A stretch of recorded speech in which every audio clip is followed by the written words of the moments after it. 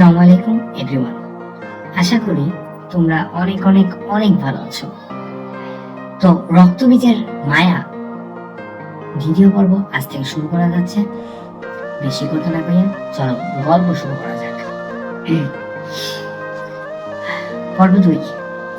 আসলাম কাকা যখন জানালার গ্রিলটা ধরে অমানসিক শক্তিতে টান দিলেন, লোহা মরমর করে বাকিয়ে ছিঁড়ে গেল। জানালার কাঁচ ভেঙে চুরমার হয়ে মেঝেতে ছড়িয়ে পড়ল। নায়াজ পেছনের দিকে ছিটকে মেঝেতে পড়ে গেল। তার হাতের কাঁচের টুকরো লেগে রক্ত ঝরতে শুরু করলো। কাকার সেই রাক্ষসী অবয়ব এখন জানালার ফ্রেম দিয়ে অর্ধেক ভেতরে ঢুকে পড়েছে। তার মুখ থেকে লাল লালা ঝরছে, আর শ্বাস প্রশ্বাসে পচা মাংসের গন্ধ। ঠিক সেই মুহূর্তে নায়াজের ফোনে মেহেরের মেসেজটা আবার জ্বলে উঠল। নায়াজ, আমি আসছি, দয়া করে হাল ছাড়বেন না। কিন্তু কাকা তখন নায়াজের পা লক্ষ্য করে থাবা বাড়িয়েছে।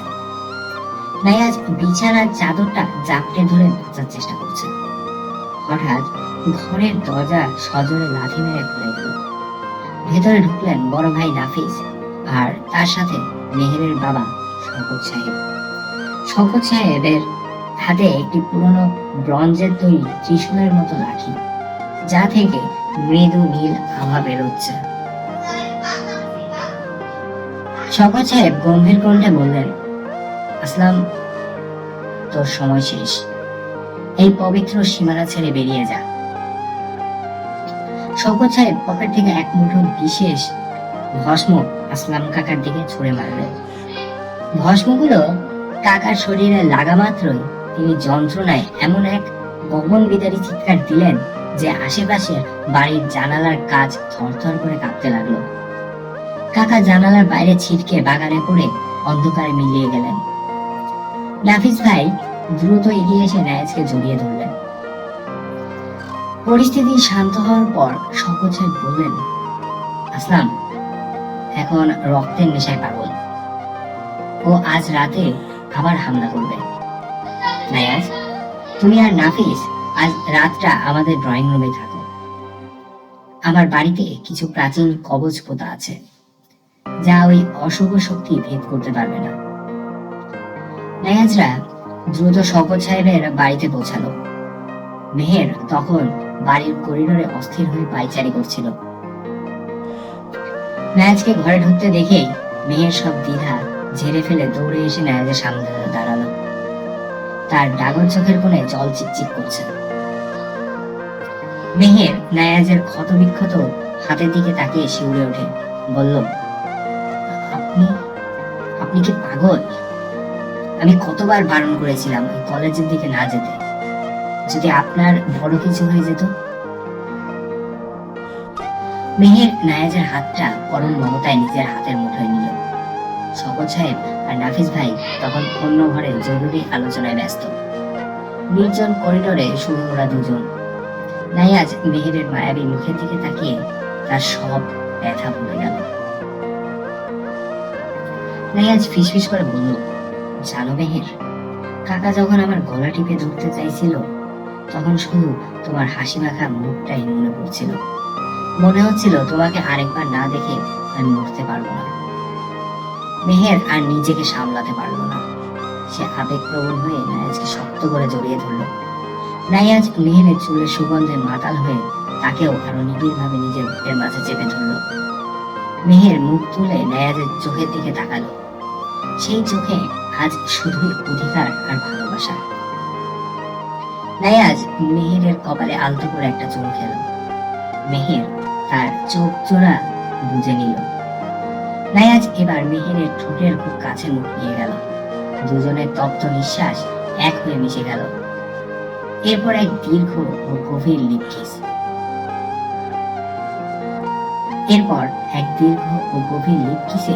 তারা ডুবে গেল। সেই মুহূর্তটা যেন থমকে দাঁড়িয়েছিল। বাইরে ঝড়ো হাওয়া বইছিল, কিন্তু এই করিডোরে তখন বসন্তের ছোঁয়া। মেহের নায়াজের শার্টের কলারটা খামচে ধরে যেন বলতে চাইল, কখনো আমায় ছেড়ে যাবেন না। 3 বছর পর সময় বয়ে গেছে, সেই রক্তবীজের অভিশাপ আজ নেই। শওকত সাহেবের টোটকায় আসলাম কাকা সুস্থ হয়ে এখন আবার স্বাভাবিক জীবনে ফিরেছেন। আজ নাইয়াজ আর মেহেরের বাসর রাত। সারা ঘর রজনীগন্ধা আর বেলি ফুলের গন্ধে ভরে গেছে। মেহের লাল টুকটুকে বেনারসি পরে খাটের মাঝখানে জড়সড় হয়ে বসে আছে। নাইয়াজ দরজা বন্ধ করে মুচকি হাসি মুখে মেহেরের দিকে এগিয়ে গেল। নাইয়াজ মেহেরের পাশে বসে, কি ব্যাপার ডাক্তার সাহেব, আজ কি রোগীদের ইনজেকশন দেওয়ার কথা মনে পড়ছে, নাকি সেই রাতে করিডোরে আমাকে জাপটে ধরে ব্যথা হচ্ছে? মেহের লজ্জায় মুখ নিচু করে, আপনি না খুব অসভ্য। তখন তো আমি আপনাকে বাঁচানোর জন্য সব করেছিলাম, আর আপনি তো দেখি ওটা নিয়ে সারা জীবন খোঁচাবেন। নাইয়াজ মেহেরের ঘোমটাটা একটু সরিয়ে দিয়ে, খোঁচাবো না? খোঁচাবো না? সেদিন তো বড়দের ভয়ে মাঝপথে থেমে গিয়েছিলাম। আজ তো বাউন্ডারি নেই মেহের, আজ তো রাতটাও আমাদের আর এই ঘরটাও আমাদের। মেহের নাইয়াজের কাঁধে আলতো করে একটা চিমটি রাখলো। দেখুন নাইয়াজ, বিয়ের আগে একরকম ছিলেন, এখন তো দেখি একদম ধরাছোঁয়ার বাইরে চলে যাচ্ছেন। বাইরে জানালার ওদিকে তাকান তো, কাকা আবার আসছে না তো? নাইয়াজ হেসে দিয়ে মেহেরকে কোলে তুলে নিল। আজ যদি খোদ যমরাজও আসে, তাও তোমাকে আমার কোল থেকে সরাতে পারবে না। আর ওই জানালার পর্দা তো আমি লোহার গ্রিল দিয়ে নয়, ভালোবাসা দিয়ে আটকে দিয়েছি। নাইয়াজ মেহেরের কানে কানে বলল, মেহের, সেই অভিশপ্ত রাতের পর আজ এক প্রশান্তির রাত। চলো, আজ থেকে আমাদের এক নতুন রাজত্ব শুরু হোক। মেহের নাইয়াজের বুকে মাথা রেখে শান্তিতে চোখ বুঝল। ঘরের নীলচে আলোর মায়ায় তারা দুজন একে অপরের মাঝে হারিয়ে গেল। নাইয়াজ আর মেহেরের বিয়ের 1 বছর কেটে গেছে। তাদের সাজানো সংসারে এখন কেবলই সুখ, কিন্তু নাইয়াজের মনে এখনো মাঝে মধ্যে সেই পিশাচের নখের আঁচড়ের দাগটা চিনচিন করে ওঠে। গ্রামে খবর পাওয়া গেছে যে পুরনো কলেজ ভবনটা ভেঙে ফেলা হয়েছিল। সেখানে নতুন এক নির্মাণ কাজের সময় মাটির অনেক গভীরে কালো পাথরের একটি বেদি পাওয়া গেছে। শিমুল ফোন করে জানালো, নাইয়াজ, গ্রামের মানুষ আবার অদ্ভুত সব স্বপ্ন দেখছে। আসলাম কাকা তো সুস্থ হয়ে গিয়েছিল, কিন্তু সে গত 3 দিন ধরে ঘরের কোনায় বসে বিড়বিড় করছে, সে আসছে, রক্তবীজের রাজা আসছে। নাইয়াজ আর মেহের সিদ্ধান্ত নিল তারা গ্রামে যাবে। এবার শুধু ভয়ে নয়, এই রহস্যের গোড়া চিরতরে উপড়ে ফেলতে। গ্রামে পৌঁছে তারা দেখল এক শ্মশানের নিস্তব্ধতা। মেহেরের বাবা শওকত সাহেব আগের চেয়ে অনেক বেশি বিমর্ষ। নাইয়াজ, আমরা ভুল করেছিলাম, শওকত সাহেব বললেন কথাটি। আসলাম তো ছিল কেবল একটা মাধ্যম, আসল শক্তিটা ওই মাটির নিচের বেদিতে বন্দী ছিল, যা এখন মুক্তি পেয়েছে। সেদিন রাতে আকাশ ভেঙে বৃষ্টি নামল। বজ্রপাতের আলোয় দেখা গেল কলেজের সেই ধ্বংসস্তূপের উপর একটি বিশাল ছায়া দাঁড়িয়ে আছে। আসলাম কাকা আবার সেই অমানসিক শক্তিতে রূপান্তরিত হয়েছেন, কিন্তু এবার তার গায়ের রং রক্তের মতো লাল নয়, বরং আগুনের মতো উজ্জ্বল। নাইয়াজ আর শিমুল যখন সেই বেদির কাছে পৌঁছালো, আসলাম কাকা এক লাফে তাদের সামনে এসে পড়লেন। তার এক থাবায় শিমুল ছিটকে পড়ল দূরে। নাইয়াজকে যখন তিনি শ্বাসরোধ করে তুলে ধরলেন, ঠিক তখনই মেহের সেখানে এসে উপস্থিত হলো। মেহেরের হাতে ছিল শওকত সাহেবের লাইব্রেরি থেকে আনা সেই প্রাচীন মন্ত্রপুত টামাতে আয়না। মেহের চিৎকার করে বলল, নাইয়াজ, ওর চোখের দিকে তাকাবেন না, ওর চোখ হলো আপনার ভয়ের প্রতিচ্ছবি। মেহের আয়নাটা আসলাম কাকার চোখের সামনে ধরল। কাকা নিজের প্রতিচ্ছবি দেখে স্থির হয়ে গেলেন। সেই সুযোগে নাইয়াজ পকেট থেকে একটি রূপার ছোট ছুরি, যা শওকত সাহেব দিয়েছিলেন, বের করে বেদির ঠিক মাঝখানে গেঁথে দিল। এক বিকট শব্দে মাটি কেঁপে উঠল। আসলাম কাকার শরীর থেকে ধোঁয়ার মতো কালো আত্মাগুলো বেরিয়ে এসে আবার মাটির নিচে ঢুকে গেল। কাকা জ্ঞান হারিয়ে মাটিতে লুকিয়ে পড়লেন। এবার হয়তো চিরতরের জন্য তিনি অভিশাপ মুক্ত। সব শেষ করে যখন তারা মেহেরের বাবার বাড়িতে ফিরল, তখন ভোরের আলো ফুটতে শুরু করেছে। নাইয়াজ সম্পূর্ণ ভিজে গেছে। শীতে তার দাঁত কটমট করছে। মেহের তোয়ালে নিয়ে এসে নাইয়াজের মাথা মুছিয়ে দিতে লাগলো। মেহের অভিমানী সুরে বলতে লাগলো, আপনি কি কখনো নিজের কথা ভাবলেন না? আজ যদি ওই আয়নাটা কাজ না করতো? নাইয়াজ মেহেরের কোমর জড়িয়ে ধরে বলল, আমার সাথে যখন তোমার মতো একজন সাহসী ডাক্তার আছে, তখন আমার যমরাজকেও ভয় পাওয়ার দরকার নেই। মেহের মুচকে হাসল। বৃষ্টির শব্দ আর জানালার বাইরে ভোরের আলোয় নাইয়াজ মেহেরকে খুব কাছে টেনে নিল। নাইয়াজের ভেজা শরীরের শীতলতা মেহেরের উষ্ণতায় মিশে গেল। মেহেরের ঠোঁটে থাকা বৃষ্টির ফোঁটাগুলো নাইয়াজ নিজের ঠোঁট দিয়ে শুষে নিল। এক শান্ত এবং বিজয়ী চুম্বনে তারা আগামী দিনের নতুন সূর্যকে স্বাগত জানালো। কয়েক মাস পর শহর থেকে দূরে এক পাহাড়ি রিসর্টে নাইয়াজ আর মেহেরের ছুটি কাটাতে গেছে। রাতে বারান্দায় বসে তারা চাঁদ দেখছিল। মেহের বলতে লাগে, নাইয়াজ, আমাদের জীবনের ওই রক্তবীজের মায়া কি আসলে শেষ হয়েছে? নাইয়াজ বলল, হ্যাঁ মেহের, অশুভ শক্তি সবসময় থাকে, কিন্তু আমাদের ভালোবাসা তার চেয়ে অনেক বেশি শক্তিশালী। মেহের নাইয়াজের হাতটা নিয়ে নিজের পেটের ওপর রাখলো। মেহের ফিসফিস করে বলল, তাহলে এখন থেকে আমাদের শুধু নিজেদের জন্য নয়, আমাদের মাঝে আসতে দেওয়া এই ছোট্ট প্রাণের জন্য লড়তে হবে। নাইয়াজ চমকে উঠে মেহেরের দিকে তাকালো। মেহেরের চোখে তখন খুশির জল। নাইয়াজ তাকে পরম আবেগে জড়িয়ে ধরল। কলেজের সেই রক্ত পিপাসু স্মৃতি এখন কেবলই এক দুঃস্বপ্ন, আর তাদের সামনের জীবনটা এক সোনালী সকালের প্রতিচ্ছবি। কেটে গেছে আরো 5টি বছর। নাইয়াজ আর মেহেরের জীবনে এসেছে এক চঞ্চল অতিথি, তাদের ছোট ছেলে আরহান। আরহানের চোখ দুটো একদম মেহেরের মতো মায়াবী, কিন্তু তার স্বভাব যেন নাইয়াজের মতোই দুঃসাহসী। তারা এখন শহরে থাকলেও মাঝে মাঝে গ্রামে শওকত সাহেবের বাড়িতে বেড়াতে যায়। সবকিছু ঠিকঠাকই চলছিল, কিন্তু হঠাৎ করে আরহানের মধ্যে কিছু অদ্ভুত পরিবর্তন লক্ষ্য করা গেল।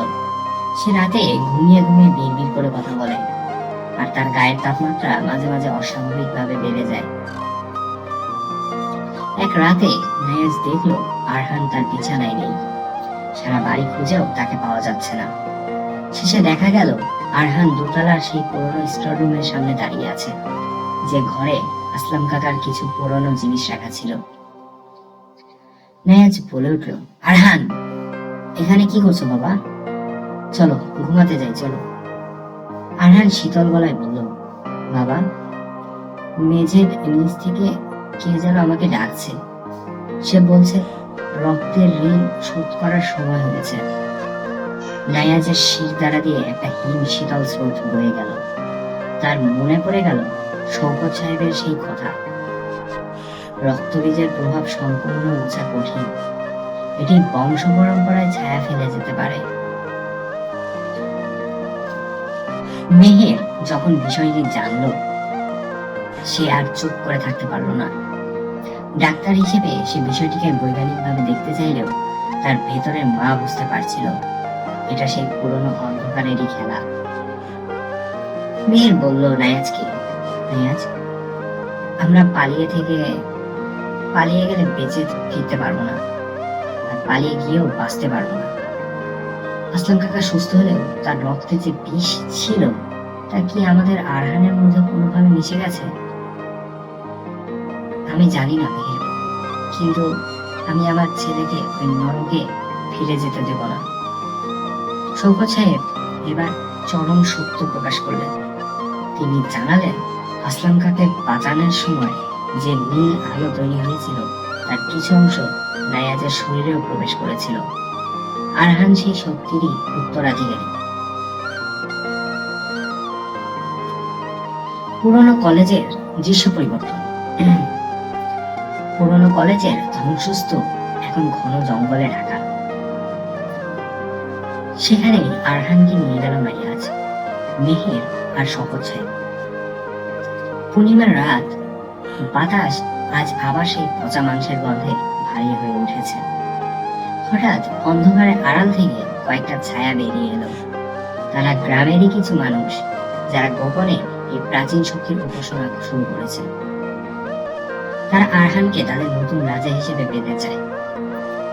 উপাসক দল বলতে লাগে, রক্ত দাও, উত্তরাধিকারী দাও, তবেই শান্তি আসবে। নাইয়াজ দেখলো আরহানের চোখ ধীরে ধীরে লাল হয়ে উঠেছে। সে বুঝতে পারলো এই লড়াই গায়ের জোরের নয়, মনের জোরের। নাইয়াজ আরহানের সামনে গিয়ে হাঁটু গেড়ে বসলো এবং তার হাত দুটো ধরলো। নাইয়াজ বলল, আরহান, তাকাও আমার দিকে। তুমি কার ছেলে? তুমি কোনো পিশাচ নও। তুমি আমার আর মেহেরের ভালোবাসা। তোমার রক্তে কোনো অভিশাপ নেই, আছে আমাদের আশীর্বাদ। মেহেরও আরহানের অন্য হাতটা ধরে তার গলায় থাকা একটা ছোট্ট রূপার লকেট, যা শওকত সাহেব আরহানের জন্মের সময় দিয়েছিলেন, স্পর্শ করল। মেহেরের চোখের জল আরহানের হাতের উপর পড়ল। আশ্চর্যজনকভাবে আরহানের চোখের লাল রং ফিকে হতে শুরু করল। নাইয়া চিৎকার করে বলল, আমরা আমাদের রক্ত দেব, কিন্তু জীবনের জন্য, মৃত্যুর জন্য নয়। নাইয়াজ নিজের হাতের তালু সামান্য কেটে সেই রক্ত কলেজের সেই কেন্দ্রীয় বেদিতে ফেলল। এক তীব্র আলোর ঝলকানির সাথে সাথে মাটির গভীর থেকে এক আর্তনাদ শোনা গেল এবং চিরতরের জন্য সেই অশুভ আকর্ষণ স্তব্ধ হয়ে গেল। উপাসক দল ভয়ে বনের অন্ধকারে পালিয়ে গেল। পরের দিন সকালে গ্রামের আকাশে এক অদ্ভুত নীল রং দেখা গেল। বাতাস আজ নির্মল। আরহান এখন একদম স্বাভাবিক। সে তার বাবার কোলে মাথা রেখে ঘুমাচ্ছে। মেহের নাইয়াজের কাঁধে মাথা রেখে বলল, এবার কি সত্যি শেষ হলো নাইয়াজ? নাইয়াজ বলল, হ্যাঁ মেহের, আমাদের ভালোবাসা আর আরহানের নিষ্পাপ মন এই অন্ধকারে হারিয়ে দিয়েছে। বাড়ি ফেরার পথে নাইয়াজ মেহেরের হাতটা শক্ত করে ধরল। নাইয়াজ বলল, মেহের, এই 5 বছরে আমরা অনেক লড়াই করেছি। এবার আমাদের নিজেদের জন্য কিছু সময় দরকার। মেহের মুচকি হেসে, ঠিক বলেছেন। আরহানকে নানুর কাছে রেখে আমরা না হয় আবার সেই পুরনো পাহাড়ের রিসর্ট থেকে ঘুরে আসি। নাইয়াজ মেহেরের কপালে একটা দীর্ঘ আবেগী চুমু খেল। জীবনের সব ভয় আর আতঙ্ক আজ মিলিয়ে গেছে। রোদ্দুর মাখা পথে তারা তিনজন এগিয়ে চলল এক নতুন ভবিষ্যতের দিকে, যেখানে আর কোনো রক্তের মায়া নেই, আছে কেবল ভালোবাসায় জ্যোৎস্না। তো প্রিয় ভিউয়ার্স, আশা করি গল্পটা অনেক অনেক অনেক ভালো লেগেছে এবং গল্পটা এখানেই শেষ করছি আমি। তো কেমন লাগলো গল্পটা অবশ্যই অবশ্যই কমেন্টে জানাবেন আর একটা লাইক দিবেন। বন্ধুদের মাঝে শেয়ার করতে ভুলবেন না, বিকজ শেয়ারিং ইজ কেয়ারিং। তো আজকে এই পর্যন্তই, দেখা হচ্ছে নেক্সট ভিডিওতে। আল্লাহ হাফেজ।